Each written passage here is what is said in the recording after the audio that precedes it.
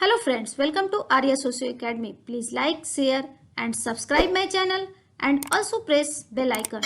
Hello friend, कैसे हैं आप सब। उम्मीद है आप सभी अच्छे होंगे। आज के एमसीक्यू शुरू करने से पहले पिछला जो एमसीक्यू है उसका आंसर हम लोग जान लें। क्वेश्चन था, समुदाय को परिभाषित करने के लिए निम्नलिखित में से कौन सी विशेषताएं मैकइवर द्वारा प्रयोग की गई हैं। समुदाय को परिभाषित करना हो तो किस किस चीज़ों को मैकइवर प्रयोग ने बताया है।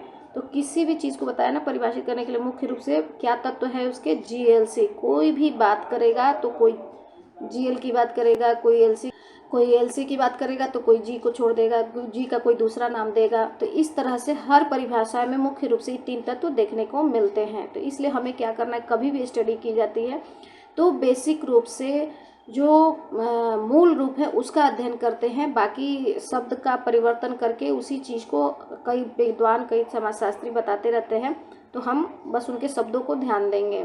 मुख्य रूप से उन तत्वों को समझना आवश्यक होता है। तो हमने बता दिया, समुदाय को परिभाषित करने के लिए तीन तत्वों का सहारा लिया जाता है, जिसमें मुख्य रूप से जीएलसी होता है। का फुल फॉर्म है वो आप समुदाय से संबंधित जो वीडियो बना हुआ है वहाँ देखिए, बहुत सारी चीज़ें आपकी क्लियर हो जाएंगी। ऑप्शन 1 है सामान्य धर्म, दूसरा है हम की भावना, तीसरा है सामान्य भाषा, चौथा है सामान्य क्षेत्र। तो जी से ग्रुप, एल से लैंड एंड सी से कम्युनिटी फीलिंग। तो कम्युनिटी फीलिंग हमारी सी मिल गई यहाँ, और लैंड हो गया सामान्य क्षेत्र। ग्रुप की यहाँ कोई चर्चा नहीं है, तो 2 और 4 जिसमें होगा वो हमारा आंसर हो जाता है। तो 11 का आंसर हमारा यहाँ हो जाता है डी। तो जिन्होंने सही उत्तर दिया है उन्हें धन्यवाद कि वो मूल रूप से सही तरीके से सही दिशा में पढ़ रहे हैं और अपनी तैयारी अच्छी कर रहे हैं। चलिए शुरू करते हैं आज का एमसीक्यू। क्वेश्चन नंबर 1, ग्रामीण तथा नगरीय रूप में मानव बस्तियों के वितरण से बनता है।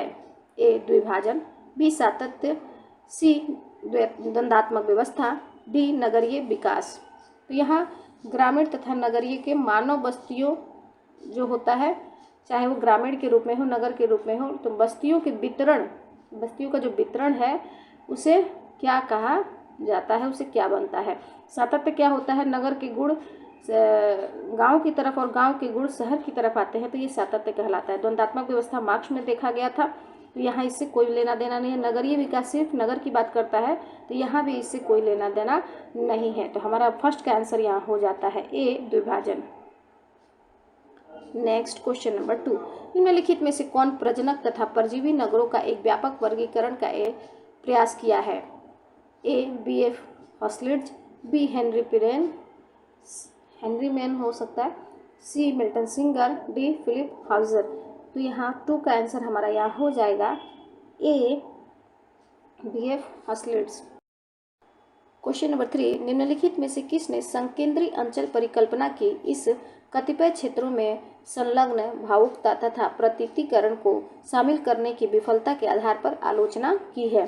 संकेंद्री अंचल परिकल्पना पार्किंबर्गेस ने दी थी, जिसको हम लोगों ने इसके पहले वीडियो में चर्चा की है कि क्या है, केंद्र के आसपास नगरों का विकास होता है। इसे इस तरह की सिद्धांत पार्किंबर्गेस ने दिया था, और इसकी आलोचना कौन करता है यह हमें बताना है। ऑप्शन ए है वाल्टर फिरे, ऑप्शन बी होमर ड्यूट नहीं, वो होमर हाइट है, यहाँ मैंने जहाँ भी पढ़ा है, और ऑप्शन सी है चैने हैरिस, ऑप्शन डी एडवर्ड उल्मान।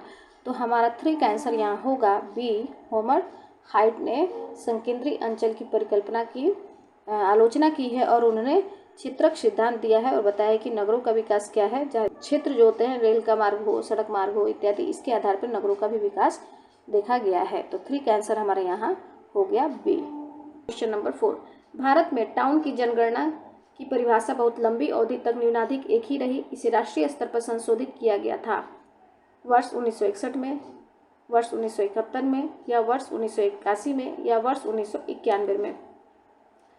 तो टाउन की जो परिभाषा है, गांव और शहर में जो अंतर करने की परिभाषा है, मुख्य रूप से राष्ट्रीय स्तर पर 1961 में आई थी। तो 4 का आंसर हमारा यहाँ हो जाएगा ए 1961 में, जिसके पहले मैंने वीडियो में बता चुका है कि जनघनत्व के आधार पे, जनसंख्या के आधार पे और कृषि से इतर अन्य व्यवसाय के आधार पे 3 मुख्य आधारों पे गांव और शहर को अंतर को बांटा गया है।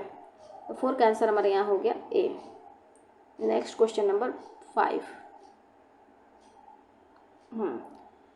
क्वेश्चन है, मध्य पूर्व के अपने अग्रणी अध्ययनों में वार्नर ने विधिक निष्कर्ष प्रस्तुत किए हैं। निम्नलिखित में से कौन सा एक निष्कर्ष नहीं है? कौन सा एक निष्कर्ष नहीं है? वार्नर ने, जिन्होंने वर्ग को भी बताया था कितने प्रकार के वर्ग होते हैं। ऑप्शन ए है, नगरीय वृद्धि साक्षरता स्तर को बढ़ाने की ओर अभिमुख होती है। सही है। ऑप्शन बी, बढ़ती हुई साक्षरता संचार माध्यम प्रभावन को बढ़ाने की ओर अभिमुख होती है। संचार माध्यम से भी प्रभाव बढ़ता है। सी, परिणाम स्वरूप आर्थिक और राजनीतिक सहभागिता और अधिक व्यापकता आती है। बिल्कुल सही। व्यापक आर्थिक और राजनीतिक सहभागिता वर्ग संघर्ष की ओर ले जाती है। यह उनका कोई निष्कर्ष नहीं था। तो 5 का आंसर हमारा यहाँ हो जाता है डी। 5 का आंसर हमारा यहाँ हो जाता है डी। नेक्स्ट क्वेश्चन नंबर 6, निम्नलिखित में से कौन सा कथन सही है? यहाँ कुछ कथन दिए हुए हमें बताना है कौन सा कथन सही है। पहला है, नगरीकरण औद्योगिकीकरण का उत्पाद है। दूसरा है, पेशों की विविधता नगरीय जीवन की एक विशेषता है। तीसरा है, ग्रामीण नगरीय प्रवजन नगरीय जनसंख्या की वृद्धि में एक बड़े अंश का योगदान करता जा रहा है। चौथा, नगरीकरण और औद्योगिकरण की वजह से शहरों में जनसंख्या अत्यधिक सम्मिश्रण है। तो यहाँ अगर हम देखें तो पूछ रहा है कि कौन सा कथन सही है, ये हमें बताना है। तो नगरीकरण क्या है? औद्योगिकीकरण का एक उत्पाद है। बिल्कुल सही है। जहाँ जहाँ उद्योग बसते हैं, विभिन्न तरह के कार्य मिलता जाता है, वहाँ नगर का विकास होता जाता है। तो ये भी सही है। पहला, पेशों की विविधता होती है, ध इसमें छूटा हुआ है, विविधता नगरीय जीवन की विशेषता है। बिल्कुल सही है कि कोई भी एक ही तरह का व्यापार, एक ही तरह का व्यवसाय नहीं करता है। एक ही मोहल्ले में, एक ही जगह रहने वाले विभिन्न तरह के लोग विभिन्न तरह के व्यवसाय में लिप्त होते हैं। तो यहाँ ये भी सही है। तीसरा है, ग्रामीण नगरीय प्रवर्जन, गांव से नगरों की ओर जो प्रवर्जन है उससे नगरीय जनसंख्या में वृद्धि होती है। यह भी बिल्कुल सही है। और नगरीय औद्योगिकरण की वजह से शहरों की जनसंख्या में अत्यधिक सम्मिश्रण है, यह बिल्कुल गलत है। तो हमारा 1 और 2 और 3 जिसमें होगा वो हमारा सही आंसर हो जाएगा। तो 6 का आंसर हमारा यहाँ सही हो जाता है D. Next question number 7। Question number 7 है, सूची 1 को सूची 2 के साथ मिलान कीजिए तथा सूचियों के नीचे दिए गए कूट की सहायता से सही उत्तर का चयन कीजिए। हमें मैचिंग करना है। एक तरफ नगर की जो बसावट है, नगर कैसे बसे हुए हैं उसके सिद्धांत है, और इसको किसने दिया है उसके सिद्धांतकर्ता के नाम है। ऑप्शन 1 है संकेंद्री अंचल सिद्धांत। संकेंद्री अंचल सिद्धांत पार्कर बर्गेस महोदय देते हैं। तो यहाँ अर्नेस्ट बर्गेस आ गए। केंद्रीय स्थान अवस्थिति सिद्धांत यह क्रिस्टालर का है। क्षेत्रक सिद्धांत होमन्स हाइट का है। बहुकेंद्रक सिद्धांत हैरिस उल्मान का है।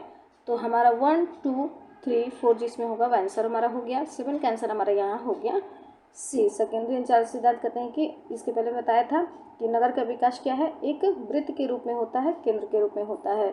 चित्रक सिद्धांत जहाँ जहाँ रेल, सड़क, मार्ग इत्यादि होते हैं, तो इस तरह से उसके परिधि में उसके आसपास नगरों का विकास होता है। बहुकेंद्र कहते हैं कि नहीं, जहाँ जैसे बंदरगाह है इत्यादि बहुत सारे जैसे जैसे केंद्रक होते हैं वैसे वैसे शहरों का विकास होता है। तो इस तरह से बहुत सारे सिद्धांत हैं जिसको हम लोग अभी विस्तार से पढ़ेंगे।